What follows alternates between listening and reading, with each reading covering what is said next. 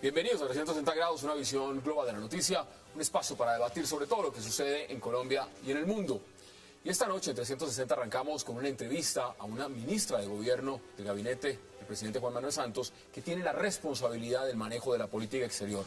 Hablamos de la canciller María Ángela Holguín. La ministra de Relaciones Exteriores, María Ángela Holguín, habla esta noche con nosotros de la nueva demanda de Nicaragua ante la Haya, del espionaje de Estados Unidos en Latinoamérica, de las relaciones con Venezuela y Ecuador y, ante todo, de los rumores acerca de su salida del gobierno. Hoy, la canciller María Ángela Holguín en 360. Y también, en nuestro segundo tema, en el debate, hablaremos acerca de esa controversia que ha creado la nominación en México del alcalde de Bogotá, Gustavo Petro, a un concurso para elegirlo como el mejor alcalde de Iberoamérica. El alcalde Gustavo Petro fue nominado al premio Pablo de Tarso 2013 como mejor alcalde en Iberoamérica por el Instituto Mexicano de Evaluación, el INDE. La fundación afirma que la destacada gestión del alcalde Petro lo hace merecedor de este galardón. ¿Es Gustavo Petro uno de los mejores alcaldes del mundo? Vamos a debatirlo esta noche en 360.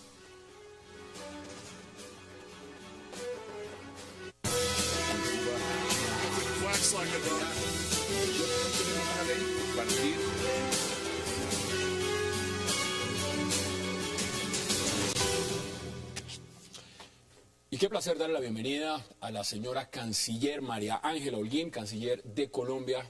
Canciller, qué placer que haya aceptado finalmente esta invitación. Con mucho gusto. Mire, son muchos los temas y vamos a tratar de redondearlos lo más rápido posible. La respuesta de Colombia frente a Nicaragua, cuando dice, nosotros no desconocemos el fallo, pero es inaplicable. ¿Eso suena más o menos como a un desacato o no lo es en nada, canciller? No, para nada, no es un desacato. Realmente lo que nosotros estamos diciéndole a Nicaragua es nuestra constitución del 91 nos impide cambiar los límites de frontera a través de un fallo o a consecuencia de un fallo. Nosotros lo tenemos clarísimo, el presidente lo dijo el primer día, entre otras, después del 19 de noviembre dijo, el artículo 101 de la Constitución es muy claro en decir que los límites solamente se modifican a través de tratados aprobados por el Congreso de la República y ratificados por el presidente. Y realmente desde ese momento empezamos a mirar claramente y sí hay una imposibilidad para el gobierno, para el presidente de la República, simplemente decir, acá está el fallo y voy a modificar los límites. Ahí hay un tema inmediatamente y uno se pregunta, bueno, se consultaron firmas internacionales como Volterra. Duraron un proceso de 10 meses dando más o menos el criterio de lo que estos abogados consideran que era lo mejor. ¿Eso no se pudo haber hecho rápidamente? Que un abogado constitucionalista colombiano les hubiera dicho, mire, esto no se puede por razones de la Constitución colombiana. Bueno, porque usted también sabe que hay interpretaciones. Hay interpretaciones, hay personas y abogados que pueden decir, mire, los fallos de un tribunal internacional, en el momento en que el país se ha sometido a él, son automáticos. Pero hay otros que le dicen a usted, no. La Constitución del 91 en eso fue claro en decir, para ciertos tratados, por ejemplo, los que tienen que ver con derechos humanos es automático, y lo dice la Constitución. No así para un tratado de límites, porque además la Constitución, el espíritu del constituyente, que en esto también es importante y usted conoce bien, claro, pues fue, si hay un artículo específico para el caso, es porque el espíritu tiene que ser solamente a través de tratados. Entonces, ¿ahí qué hicimos? Cuando contratamos la firma de Volterra Fietta, pero además contratamos otras firmas de abogados para un concepto de cómo interpretaban el fallo y qué podía hacer Colombia, sus acciones hacia adelante. Esto era una de las firmas, fue clarísima, una de las firmas internacionales. Internacionales, por supuesto. Fue clarísima en decir lo que hemos estudiado de la Constitución colombiana, pues no es para nada claro que esto pueda ser. O sea, y esto no existe un vacío. Existe, y no es el primer país que le pasa. En la semana pasada yo le pedí al doctor Carlos Gustavo Arrieta, quien es el agente de Colombia para el tema con Ecuador, para el proceso que había con Ecuador. Tuve una reunión el jueves de la semana pasada con el presidente de la Corte y con el agente de Ecuador, le pedí el favor de que se quedara un día más y se reuniera con el secretario general de la Corte y el vicepresidente para explicar digamos, este impasse en el cual Colombia está, y este impasse constitucional. Y ellos mismos, y en eso los abogados han sido clarísimos, no es el primer caso. Dicen que no es el primero. Hay muchos casos en los que los países entran a que su marco jurídico pues no les permite moverse y tienen que ir a un tratado. Nosotros, ¿cuál es la interpretación del gobierno? Es que realmente es un tratado. Pero en esto, pues la Corte Constitucional es quien tiene dirá. la palabra y el Congreso tiene también. la palabra. Ahora, hay un tema. Digamos, ya el gobierno, el presidente Juan Manuel Santos, demanda el Pacto de Bogotá. Es decir, Nicaragua actúa inmediatamente y viene esta nueva demanda. Antes de que miremos el proceso de lo que va a hacer Colombia en esta defensa de esta nueva demanda, la pregunta es, ¿debimos haber salido del Pacto de Bogotá antes o no? ¿O era prudente hacerlo en este momento? Pues ahí uno se hubiera preguntado siempre que Nicaragua tenía la demanda lista. Para en cualquier momento que estuviéramos, que nos retiráramos, inmediatamente iban a presentarla. Entonces, pues no había nada que hacer. Es como, sí, eso es tan difícil usted decir lo que se hubiera podido hacer y no se hizo. En eso lo que hemos querido mirar es un poco hacia adelante. Nos retiramos del pacto porque no queremos que los límites de Colombia, la Corte entre a decidirlos y por eso fue el retiro en el mes de octubre, en el mes de noviembre. Ahora ya, digamos, es una demanda de inconstitucionalidad donde el presidente le está diciendo a la Corte, pues los artículos 30 y 51 de la ley que incorporan el pacto a la legislación colombiana, pues son inconstitucionales porque están en contravía de la propia Constitución. Entonces vamos a ver, en eso estamos esperando la Corte que nos dice. ¿Cómo ve la nueva demanda de Nicaragua? Es decir, las pretensiones que tiene, lo que está buscando. Mire, eso es materia decidida. Ellos interpusieron, y fíjese esto, ellos interpusieron en el año 2008, cuando durante el proceso, ellos entran con esta nueva pretensión de la plataforma continental extendida. Ahí Colombia le dice a la Corte, pues que no pueden mirar porque es como si fuera un caso nuevo. Y la Corte contesta, no, señores, Colombia, no es un caso nuevo y sí aceptamos que Nicaragua haga su nueva petición sobre la plataforma continental extendida. La Corte también es muy clara a decir, lo que yo fallo, no quiero que me lo vuelvan a preguntar. Eso está dentro del estatuto de la Corte. Las cosas falladas son falladas y aquí no se vuelve a hacer otra demanda por cosas ya falladas. Pero en el momento en que la Corte declara que sí es admisible esa nueva pretensión, pues quiere decir que está resolviendo el caso completamente en el fallo del 2012, del anterior. Luego, es una materia decidida. La Corte lo que le dijo a Nicaragua fue, yo no voy a entrar a decidir este tema porque usted no ha cumplido con unos requisitos. Y lo otro que es muy importante es que cuando el agente de Nicaragua en su intervención oral dice que lo que ellos están, porque cuál es la pretensión final, y dice que las 200 millas, pues la Corte contesta al final en uno de los parágrafos del fallo, dice clarísimamente, estamos contestando la pretensión total de Nicaragua. Todo lo que quieren, pero uno ve el mapa y se da cuenta que Nicaragua quiere llegar prácticamente a Cartagena. No, es que Nicaragua lo que quiere es como si San Andrés y Providencia del Archipiélago no existiera. Pasarse por encima totalmente. Por encima, está haciendo como si no existiera. Usted ha dicho literalmente, y lo ha dicho el presidente Santos, es una visión expansionista de Nicaragua. Ahora, hay un respaldo de Costa Rica, hay respaldo de Panamá más o menos a Colombia, de Jamaica, de Honduras. La gran pregunta es, ¿cómo se puede contener a un país que ya ganó este fallo en primera, pues no instancia, porque es un fallo que no tiene instancias, pero ya ganó, y donde están diciendo, nosotros no vamos a negociar una sola gota de agua de lo que nos entregó la Corte Internacional de Justicia? Aquí vale la pena hacer una aclaración. El apoyo, si se puede decir así, estamos como en la misma línea, Panamá, Jamaica, Costa Rica, es en las nuevas pretensiones, en la pretensión de la plataforma continental extendida, porque en esto, y en eso hoy había unas declaraciones de Argüello, el agente, en que no son tan claras como él dice, y es la nueva pretensión que fue, el informe lo presentaron ellos ante la Comisión de Límites de la Convención del Mar en Nueva York.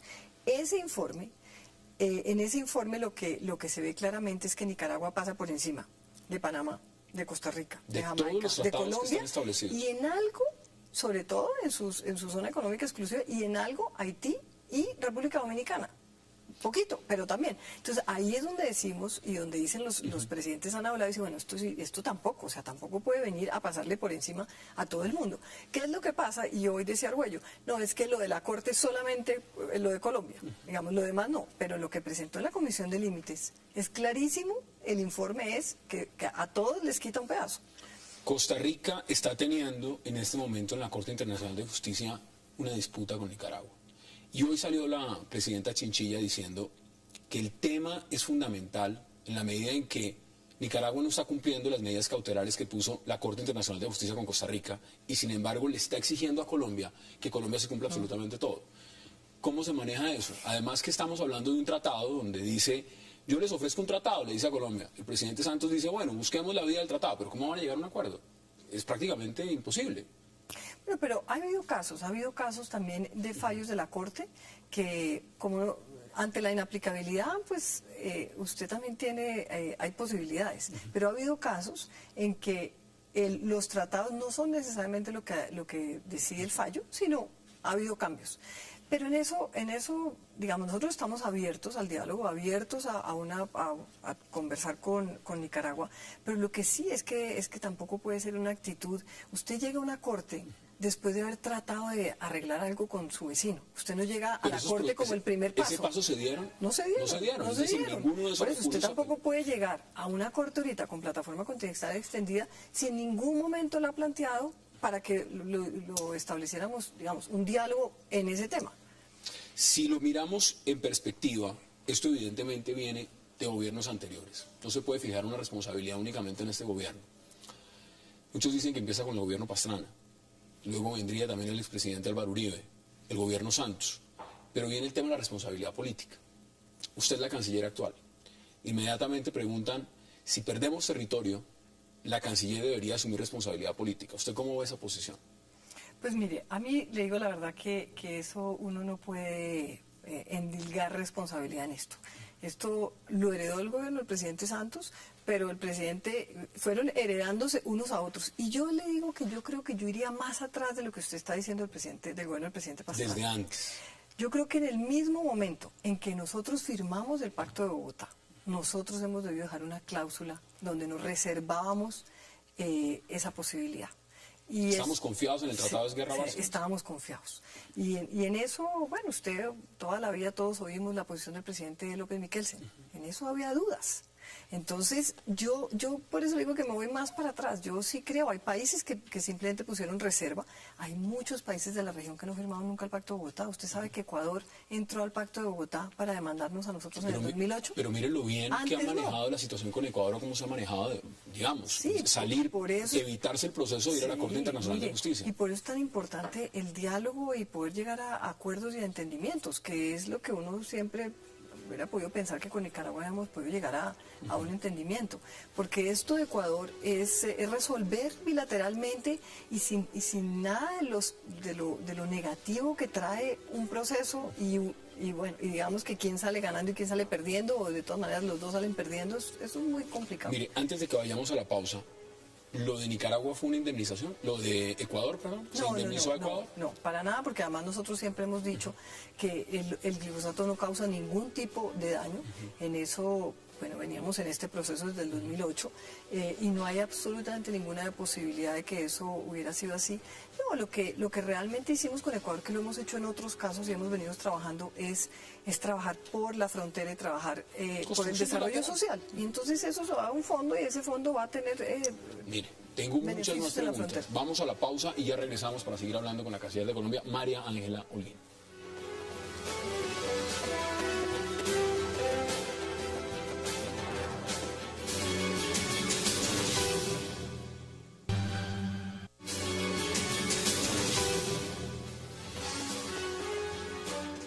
Regresamos a 360 y nos encontramos con la canciller de Colombia, María Ángela Holguín. Canciller, mire, ¿cómo fue su relación? Porque evidentemente críticas se han dado en el manejo. Usted le ha tocado recibir absolutamente todas las críticas. Esa es su cartera. Con asesores, por ejemplo, como Juan Daniel Jaramillo, dice y dijo en declaraciones La canciller es ineficiente en su cargo. Hay otros que han dicho, hay que pedir la renuncia. ¿Cómo ha manejado usted eso? ¿Cómo lo ha sentido? ¿Lo ha pensado en algún momento? El presidente le ha dicho, mire, aquí alguien tiene que pagar el plato. Uno lo ve en el Ministerio de Minas, o en el Ministerio del Interior, o en el de Agricultura. ¿Cómo ha manejado usted ese tema? No, mire, yo creo que frente a una situación como la que nos tocó vivir, pues, que fue este fallo de la Corte, la gente también reacciona y no le voy a decir que es entendible, pero es humano. A ver, ¿a quién hay que buscar de enemigo? Y como todo lo que le pasa a los gobiernos, es como si usted me dice que el paro agrícola es por cuenta del presidente Santos. No, tenemos el Estado abandonado del campo hace décadas. Pero ahí tenemos ministros Entonces, bueno, pero de pronto por otras circunstancias, pero tampoco, o las lluvias, o digamos que uno le echa la culpa al que está ahí sentado, porque también es cierto que para eso lo eligieron, para que el pueblo pueda decir, bueno, usted, señor, haga, y usted es el que defiende todo. Pero en esto es clarísimo que el Estado viene con este tema con Nicaragua, no solamente en los últimos 11 años, es que además viene, proceso. Es que viene a futuro.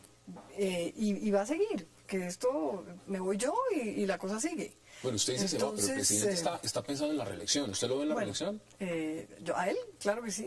¿Y se ve usted en la Cancillería otros 4 años? Yo me veo trabajándole hasta el último minuto de este gobierno con todo el apoyo hacia él, hacia su gestión, hacia su compromiso con el país. ¿Y luego qué vendría? Contenta de hacerlo. ¿Luego qué vendría? No sé, pero le voy a contestar lo anterior que me preguntó. Entonces, digamos que eso yo entiendo que la gente reaccione de una manera. A nosotros nos tocó esto. Es como cuando usted no hubo chance, podíamos poder agachados, como decía tal vez el embajador Julio Londoño, que cada ministro que llegaba decía, ojalá no me toque lo de Nicaragua, ojalá no me toque lo de Nicaragua. A mí me tocó, desafortunadamente.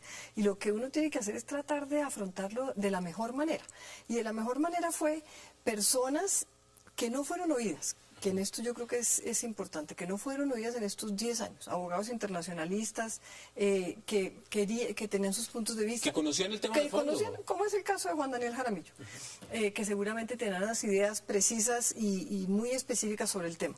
En el momento en que el gobierno o no hace lo que ellos consideran o se aleja un poco, si eso le parece ineficiencia, pues sí, yo creo que son puntos de vista completamente distintos. Él nos colaboró mucho, nos apoyó mucho, pues con altos y sus bajas, peleó con Fernando Carrillo en un momento dado, pero en eso, ahí hay un tema también y tiene que ver, digamos, el manejo de la Comisión Asesora de Relaciones Exteriores. Se ha hablado de que en la política exterior frente al tema de San Andrés se maneja una misma línea, nunca se cambió absolutamente nada y ahí radicó parte del fracaso. ¿Es cierto que se filtró información? ¿Es cierto que se puso en algún momento en peligro esa defensa? De la comisión asesora, digamos, no, se filtró en el decir que, bueno, que al día siguiente había medios que tenían lo que se había dicho. Bueno, esa, digamos, que para mí es menor, digámoslo así. Lo que sí fue complicado y digamos que sí me pareció muy triste es que el grupo de abogados, de los 5 o 6 personas que teníamos del Grupo de Abogados Nacional, pues de alguna manera de ahí sí se filtró. ¿Alguno de ellos la filtró? Alguno. Y se lo digo específicamente, el decreto de zonas contiguas. Y eso uno sí piensa que tienen un contrato de confidencialidad y tienen un compromiso con el país como lo tenemos todos. En eso, digamos que eso sí fue lo que a mí me pareció muy difícil de manejar. Pero dijeron que usted dijo son traidores a la patria. Pues a mí es que no me deja de parecer nada distinto porque es darle a la posibilidad a Nicaragua de que conozca con anticipación algo que el gobierno está haciendo para su defensa. En ese proceso, Nicaragua, mirando desde la Cancillería, nos ganó abiertamente en todo el manejo, claro, en todo el manejo diplomático. No podemos decir ahora, no es que hubo unos errores, no, sencillamente se prepararon mejor, estudiaron mejor el caso. Y además las reacciones, usted mira y es una política realmente de Estado, allá todos están con la posición del gobierno. El ultraenemigo del presidente Ortega hasta el más amigo, todos están detrás del presidente Ortega, no se filtra una... Aquí estamos fragmentados, quiere decir usted en política exterior, es decir, lo que estamos es buscando intereses políticos, no, digamos que yo creo que cada uno tiene una opinión distinta y eso es muy válido y es válido en todo, que cada uno opine algo, pero cuando es algo tan importante para el Estado y para el país y tan, digamos, es que el hecho de sus límites es es tan de fondo que uno sí cree que debería haber como un acompañamiento al gobierno. ¿Cómo es su relación, digamos, con el expresidente Pastrana? No, o con Noemí Sanín, por ejemplo, la ex canciller. No, mire, con Noemí tenemos una relación buenísima. Yo trabajé con la doctora Noemí Sanín. Ella apenas pasó el fallo, entró en su investigación por el tema del canal chino. Nosotros recibimos la información de parte de ella, se la transmitimos a los abogados y no solamente a Volterra, sino se la transmití a varios otros para que nos conceptuaran si lo que la doctora Ustedes Noemí lo Sanín... descartaron. Es decir, esa teoría de que la Corte hubiera sido en alguna forma influenciada. Los abogados y la Armada. La Armada Nacional fue muy clara en decir, mire, para que usted, los barcos que transitan para entrar a un canal, lo que necesitan para hacer sus maniobras o para el parqueo, no necesitan más de 3 a 6 millas máximo. Eso es Panamá. Entonces los nicaragüenses tienen 12 millas de mar territorial. Sí, le sobra. Luego la explicación de la Armada clarísima que no. Y ya usted entrar a mirar, pues que si sí o si no, lo que nosotros hicimos con los abogados internacionalistas fue decirles, bueno, ¿ustedes qué opinan de esto? Y la verdad, pues unánimemente dijeron, ahí no hay ninguna posibilidad. ¿Qué pensó usted en el momento en que del Partido Conservador dijeron hay que proponer o promover una moción de censura contra la canciller? No, cero. Eso sí, la verdad, es un tema político, es un tema que de toda esta situación política en la que estamos abocados ya en vísperas de las elecciones. Yo lo que les dije es voy a un debate con el mayor de los gustos. O sea, he estudiado el tema, lo conozco y no tengo ni... Y pongo la cara. Total, Mire. y además, mire, me he reunido con la comisión segunda, que es la que me toca a mí, que es la de Relaciones Exteriores. Nos reunimos con mucha frecuencia, los invito a la Cancillería, hablamos de estos temas, voy a la comisión, a las comisiones, tanto de Senado como de Cámara. Esto como era plenario con representantes que no conocen, pues que no están en el día a día del tema, dije, con el mayor de los gustos. Además hay mucho tecnicismo. Mire, la política exterior de Colombia no solamente es San Andrés, a usted le tocó esta coyuntura, pero iniciando usted en el cargo, el tema era Venezuela. Y usted ha mantenido una línea preferiblemente de tener unas buenas relaciones con Venezuela. Ha dicho es preferible tenerlo cerca. Muchas críticas le han llegado por esa posición. ¿Nos ha servido esa línea en comercio? Es decir, ¿nos ha ido bien con Venezuela manteniendo la política que tenemos con ellos ahora? Mire, yo no creo que sea solo el tema comercial. Y yo creo yo sí creo en las buenas relaciones con los vecinos. Soy una convencida. No creo que ni peleando, ni sacando la corbeta, ni sacando el ejército, nos va bien. Ni a nosotros ni a nadie. Eso es, digamos, mi posición. Pero además a la gente se le olvida lo que es las poblaciones de frontera. A uno se le olvida que hay 2.400.000 personas que viven en la frontera colombo-venezolana y que además viven en mucho de Venezuela, del trabajo en Venezuela, del comercio con Venezuela, de su interrelación, en que cuando las relaciones se ponen mal, se les vuelve complicadísima la situación. El tema de legitimidad que muchos han criticado de Nicolás Maduro en sus elecciones. ¿A Colombia eso debería de importarle o no? ¿O eso es un tema ajeno propio de Venezuela, interno de Venezuela? Yo creo que en eso, en la medida que el Consejo Nacional Electoral venezolano salió y dio unas declaraciones, uno también como país, yo creo que uno tiene que ser respetuoso de las entidades del vecino país. En eso lo que hicimos fue a través de UNASUR, con el tema del reconteo, pero yo sí creo que uno también tiene que partir de un respeto. Entonces, en eso el presidente Santos es igualmente convencido de eso y tenemos unas relaciones, mire, son cordiales, son amables. No es que sea la mejor relación, yo quisiera que fueran mejores, 1000 veces mejores para que la vida en la frontera fuera más fácil, para que el tema, digamos, de la comunicación y la coordinación para el tema de seguridad fuera aún mejor. Hemos mejorado mucho, pero que fuera mejor. Mire, se me agota el tiempo, pero hay temas que no quiero dejar pasar. El tema de la carrera diplomática en Colombia. Hay una profunda crítica a cómo se maneja la carrera diplomática. Embajadores que no están preparados, que son puestos a dedo. Muchos de ellos de pronto ni siquiera han cumplido una buena función en un ministerio, les mandan de una vez de premio con una embajada. Algunos que no están ni siquiera hacen la carrera diplomática. ¿Eso se está reformando en Colombia? Mire, lo estamos reformando y lo estamos reformando de base, porque el problema está desde el inicio de la carrera, no arriba. Y el inicio está porque cuando yo llegué a la Cancillería, a la carrera diplomática, estaban entrando 7 personas. Estaban yendo a hacer la academia más o menos 10. Hoy en día estamos recibiendo alrededor de 60. para que entren alrededor de 25, 30 personas. Mucho más. Cuando usted recibe 30 personas, usted puede ir formando gente y puede tener gente realmente competente de abajo. Entonces, yo creo que en eso hemos mejorado mucho. Lo otro es la convocatoria. Antes la convocatoria iban 400 personas a un examen. Hoy en día estamos en 1.600. No, es otra cosa. Porque estamos haciendo en todo el país. La directora de la academia está yendo a universidad por universidad en todas partes. Mire, le doy un ejemplo. El año pasado entraron 4 alumnos de San Andrés. La mejor alumna hoy de la academia que va a entrar es de San Andrés. Bueno, mire, última pregunta para que podamos redondear esto. Y tiene que ver, hoy estaba leyendo la posición de la presidenta Dilma Rousseff de Brasil, cuando cancela su viaje a los Estados Unidos y dice, mire, yo no le creo a Obama, yo no le creo esas disculpas que nos dieron frente al tema del espionaje. Aquí dijimos inmediatamente el gobierno, nosotros le creemos. ¿Somos blandengues frente a los Estados Unidos o, digamos, no tenemos una posición mucho más soberana frente a ese tema? ¿O ustedes quedaron satisfechos con las explicaciones de los Estados Unidos? Digamos que siguen estando, ¿no? Porque siguen habiendo, seguimos trabajando en esas explicaciones. Nosotros hemos trabajado con Estados Unidos en el tema de, digamos, en el tema de inteligencia desde hace mucho tiempo.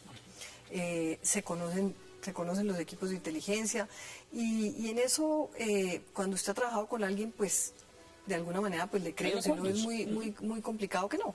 Esto que pasó, pues digamos que sí pedimos explicaciones, no las están dando, no, tampoco le voy a decir que ya quedaron... Que ya quedó saldado. No, seguimos mirando el tema, pero por ahora lo que nos han informado, vamos bien, llamémoslo así. Esperemos que toda esta manera, lo que se está enfocando como la defensa de Colombia frente a San Andrés, sea un éxito. Y canciller, un verdadero placer. Gracias por haber aceptado esta invitación. Muchas gracias. Gracias a ustedes. Vamos a la pausa y regreso a debatir aquí en 360.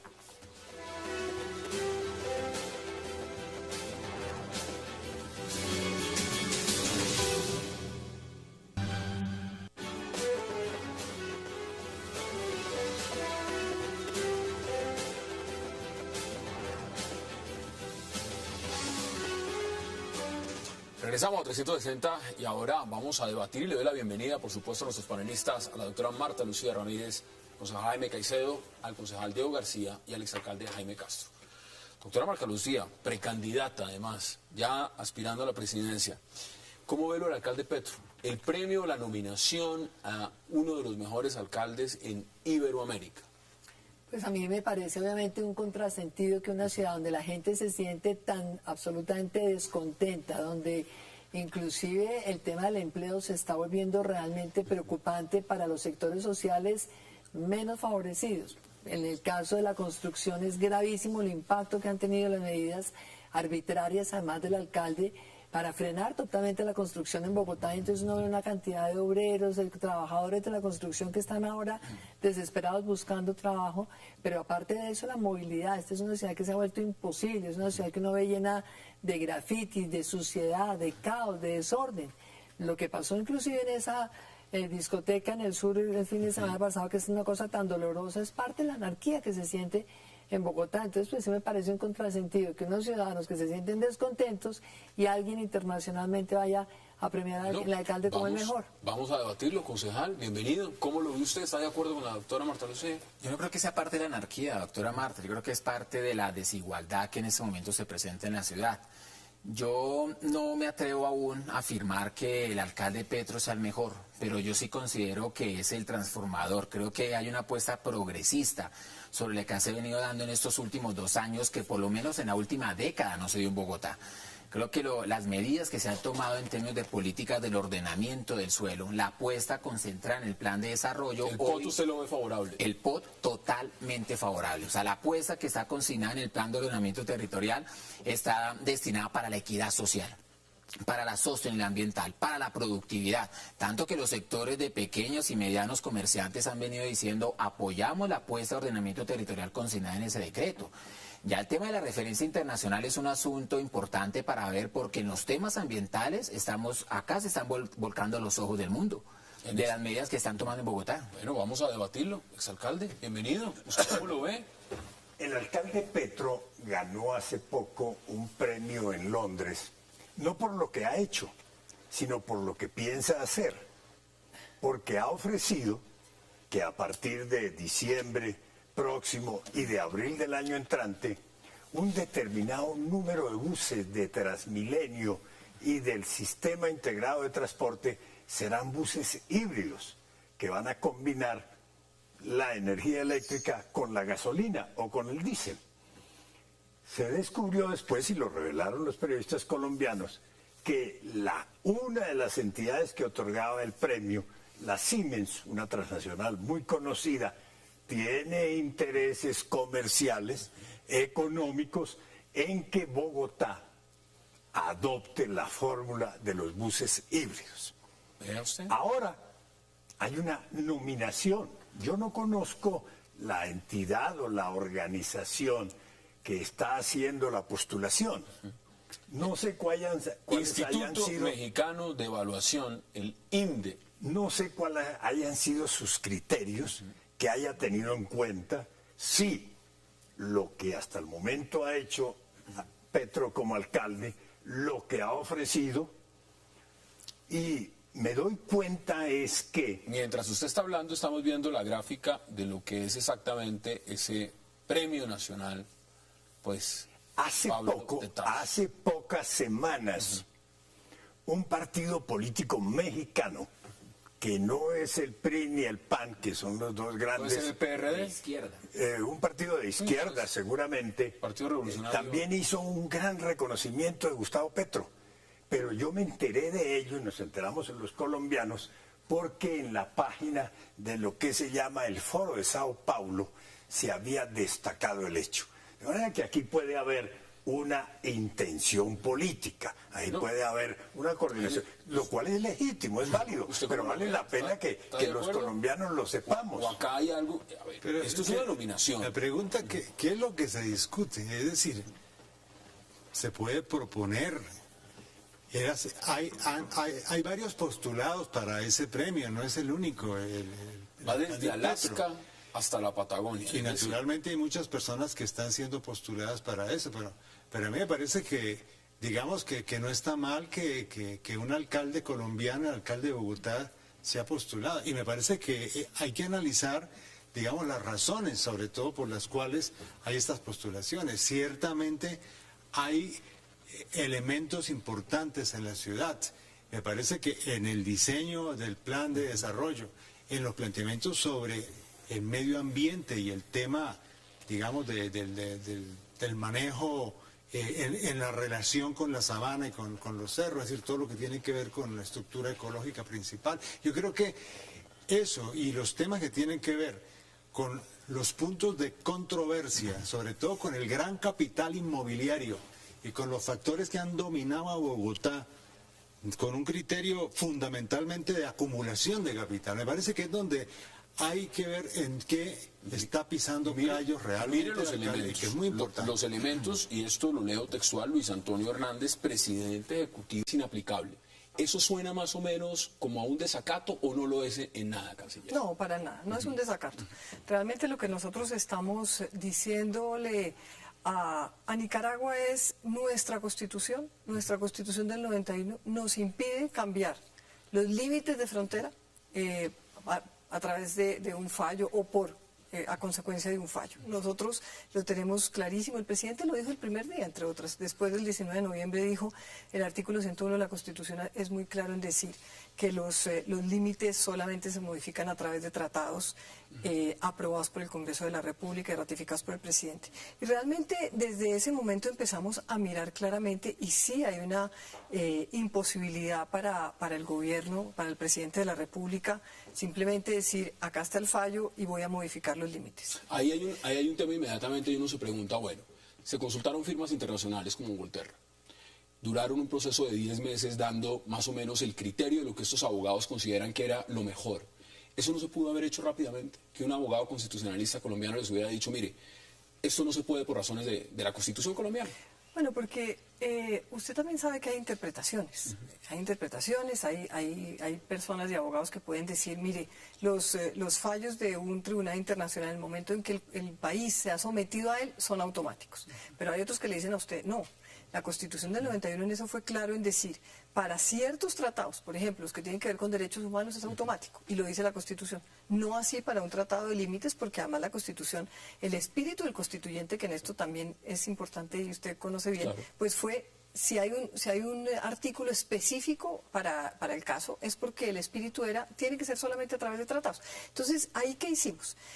Cuando contratamos la firma de Volterra Fietta, pero además contratamos otras firmas de abogados para un concepto de cómo interpretaban el fallo y qué podía hacer Colombia, sus acciones hacia adelante. Esto era una de las firmas, fue clarísima, una de las firmas internacionales. Internacionales, por supuesto. Fue clarísima en decir lo que hemos estudiado de la Constitución colombiana, pues no es para nada claro que esto pueda ser. O sea, y esto no existe un vacío. Existe, y no es el primer país que le pasa. En la semana pasada yo le pedí al doctor Carlos Gustavo Arrieta, quien es el agente de Colombia para el tema con Ecuador, para el proceso que había con Ecuador. Tuve una reunión el jueves de la semana pasada con el presidente de la Corte, y con el agente de Ecuador. Le pedí el favor de que se quedara un día más y se reuniera con el secretario general de la Corte y el vicepresidente para explicar este impasse en el cual Colombia está, y este impasse constitucional.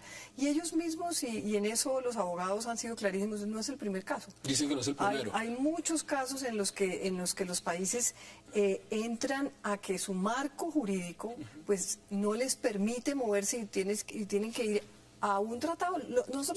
¿Cuál es la interpretación del gobierno? Es que realmente es un tratado. Pero en esto, pues la Corte Constitucional es quien tiene dirá. La palabra y el Congreso tiene también. La palabra. Ahora, hay un tema. Digamos, ya el gobierno, presidente...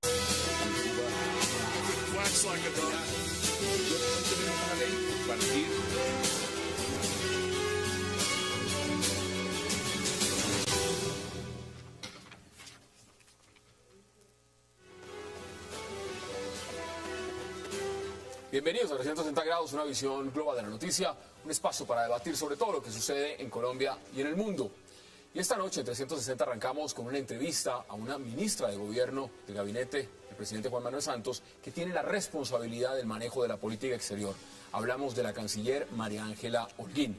La ministra de Relaciones Exteriores, María Ángela Holguín, habla esta noche con nosotros de la nueva demanda de Nicaragua ante la Haya, del espionaje de Estados Unidos en Latinoamérica, de las relaciones con Venezuela y Ecuador y, ante todo, de los rumores acerca de su salida del gobierno. Hoy, la canciller María Ángela Holguín en 360. Y también, en nuestro segundo tema, en el debate, hablaremos acerca de esa controversia que ha creado la nominación en México del alcalde de Bogotá, Gustavo Petro, a un concurso para elegirlo como el mejor alcalde de Iberoamérica. El alcalde Gustavo Petro fue nominado al premio Pablo de Tarso 2013 como mejor alcalde en Iberoamérica por el Instituto Mexicano de Evaluación, el INDE. La fundación afirma que la destacada gestión del alcalde Petro lo hace merecedor de este galardón. ¿Es Gustavo Petro uno de los mejores alcaldes del mundo? Vamos a debatirlo esta noche en 360.